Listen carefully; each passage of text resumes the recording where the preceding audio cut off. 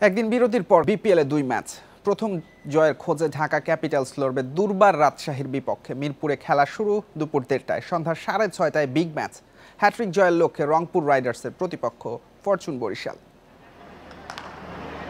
শিরোপা প্রত্যাশী দু দল, রংপুর রাইডার্স ফরচুন বরিশালের লড়াই আগ্রহের কেন্দ্রে।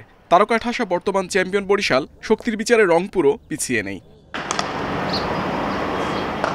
অলরাউন্ডারের ছড়াছড়ি বরিশালে। রিয়াদ, শাহিন, ফাহিমদের ছন্দে নির্ভর ম্যানেজমেন্ট। কম্বিনেশনের কারণে গুরুত্বপূর্ণ ম্যাচেও একাদশের বাইরে থাকতে পারেন রিশাদ।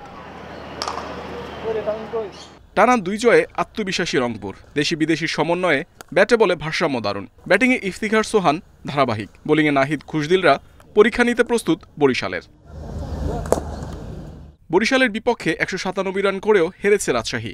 ভুগিয়েছে বোলিং আক্রমণ। তাসকিন ছাড়া তারকা বোলার নেই দলটিতে। দুর্বলতা কাটিয়ে ঢাকার বিপক্ষে ঘুরে দাঁড়ানোর চ্যালেঞ্জ।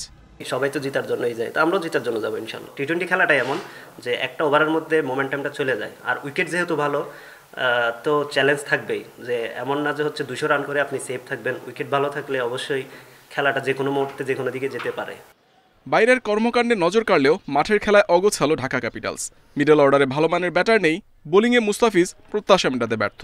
রাজশাহীর বিপক্ষে ঘুরে দাঁড়ানোর প্রত্যয় ঢাকার। ব্যাটসম্যানরাও নিজেরা কথা বললো, আমরা বোলাররা নিজেরাও ডিসকাস করছি যে কি করা যায়।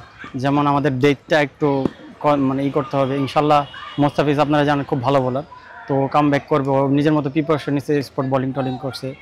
প্রথম জয়ের খোঁজে ঢাকা রাজশাহী। জয় দিয়ে মোমেন্টাম পেতে মরিয়া দু দল। Muhammad Nazim, independent news, Dhaka.